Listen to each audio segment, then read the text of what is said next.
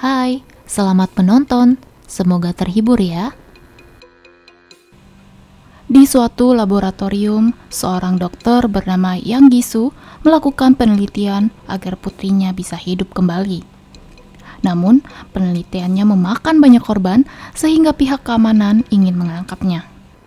Gisu sangat ingin menyelamatkan putrinya dan yakin jika penelitiannya berhasil, karena dia sudah menyuntikkan cairan itu ke tubuhnya sendiri. Gisu pun ditembak dan akan ditangkap, tapi tiba-tiba terjadi gempa besar yang membuat orang-orang di dalam sana segera keluar dari gedung. Gisu dan putrinya pun tertimpa bangunan. Sudah 3 tahun semenjak gempa besar memporak-porandakan kota. Terlihat seorang pemuda bernama Choi Jiwan berburu seekor buaya dibantu oleh lelaki bernama Namsan. Mereka berburu hewan dan menjualnya kepada warga setempat. Mereka pun krisis air bersih karena hujan tidak kunjung turun yang menyebabkan kekeringan bahkan berbulan-bulan lamanya. Mereka pun harus menyaring air kotor agar bisa diminum. Karena para warga tidak memiliki uang, maka untuk mendapatkan makanan, mereka harus menukarkan barang apapun agar bisa menikmati daging tersebut. Namun pada hari itu, para warga kedatangan sekelompok preman yang mengacaukan kedamaian kota. Mereka mengaku sebagai polisi yang mencari seorang buronan. Tapi sebenarnya, mereka mencari orang-orang untuk ditukar dengan yang lain. Salah satu warga memberontak yang membuat dirinya terluka.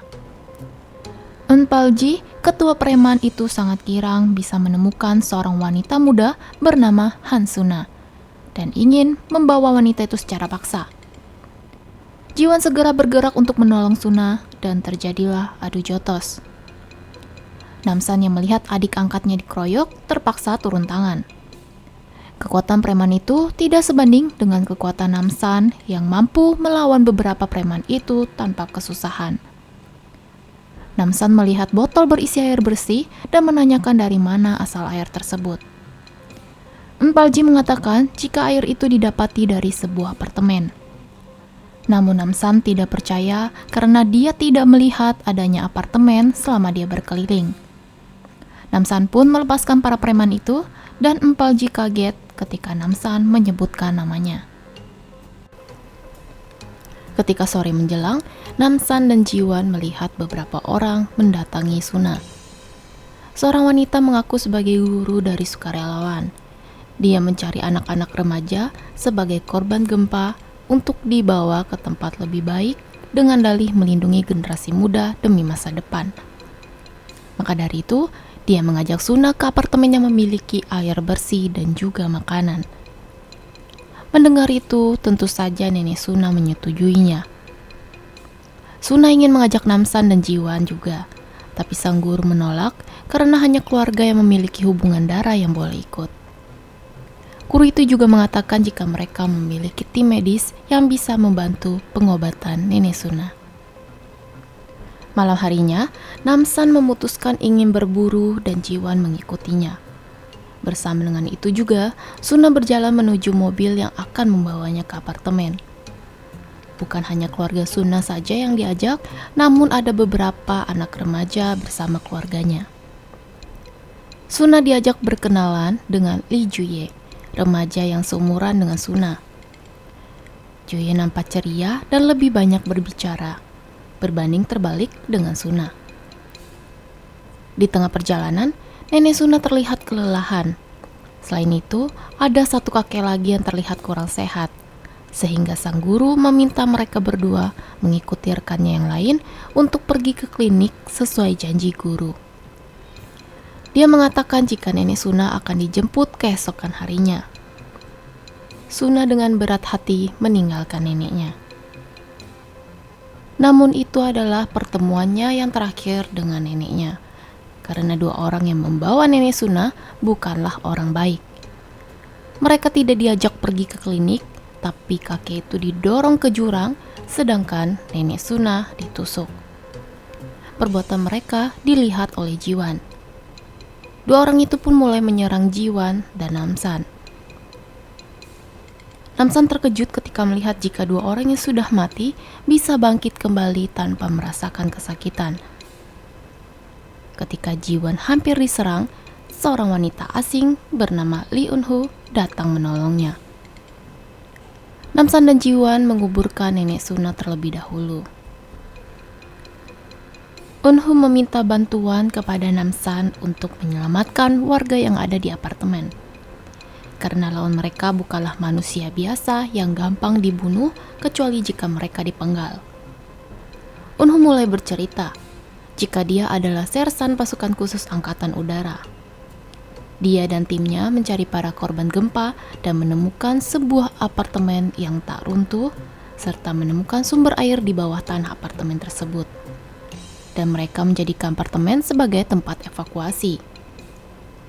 Tapi suatu hari, Yang Gisu sebagai dokter satu-satunya yang masih hidup datang ke tempat itu dan membantu para warga.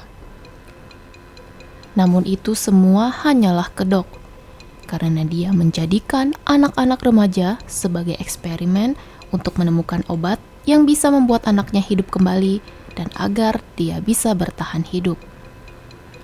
Sersan Kwon sebagai atasan Eun-ho mendukung tindakan Dr. Gisu. Sebagai bukti, Kwon menembak salah satu bawahannya, dan tidak lama kemudian bawahan itu hidup kembali. Selain itu, Gisu pun sudah menyuntikkan obat itu sehingga dia bisa selamat dari gempa besar, bahkan dia masih hidup tanpa minum air selama 3 bulan.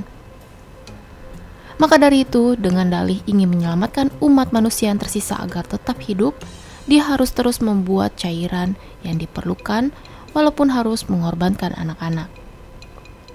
Namun Eun-ho tidak setuju dengan eksperimen itu sehingga dia melawan dan kabur dari sana untuk mencari bantuan.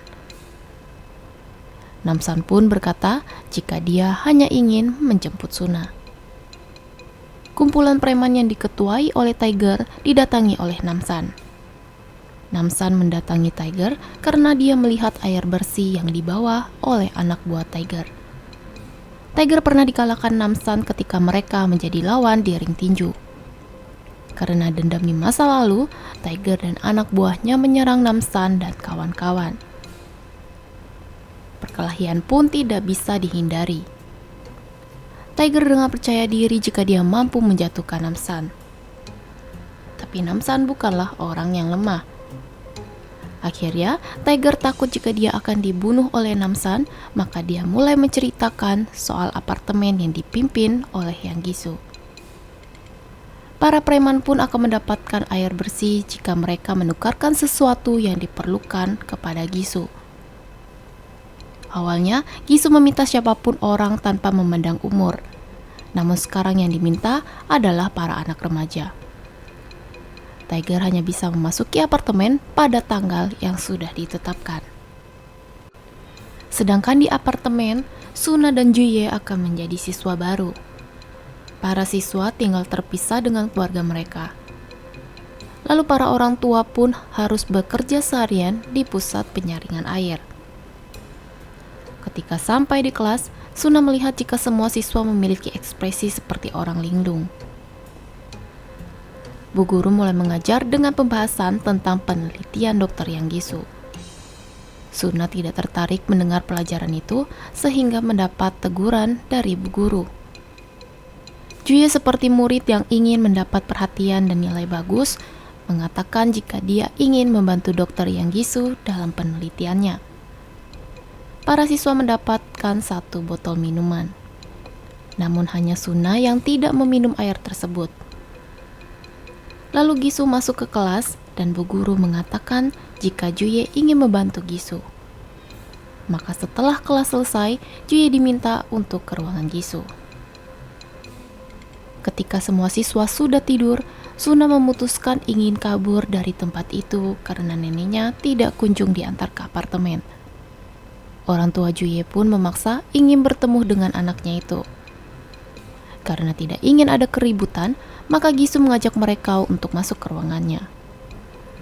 Secara tidak sengaja, Suna memasuki ruangan Gisu dan dia melihat Juye tidak sadarkan diri.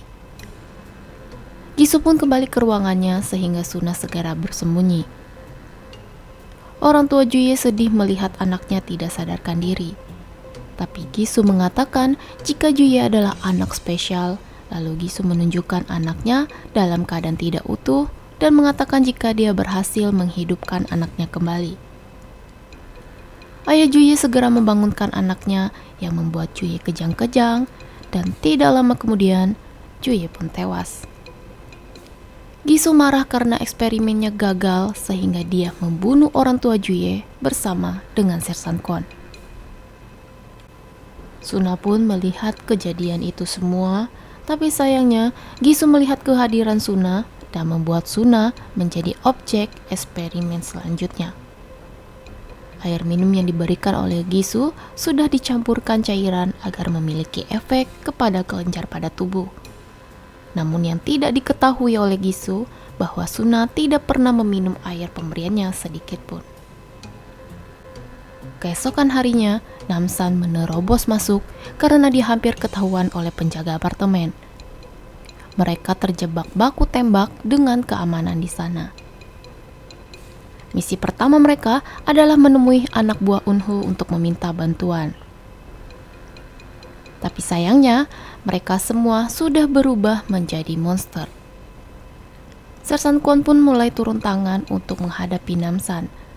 Sedangkan Jiwon segera mencari keberadaan Suna.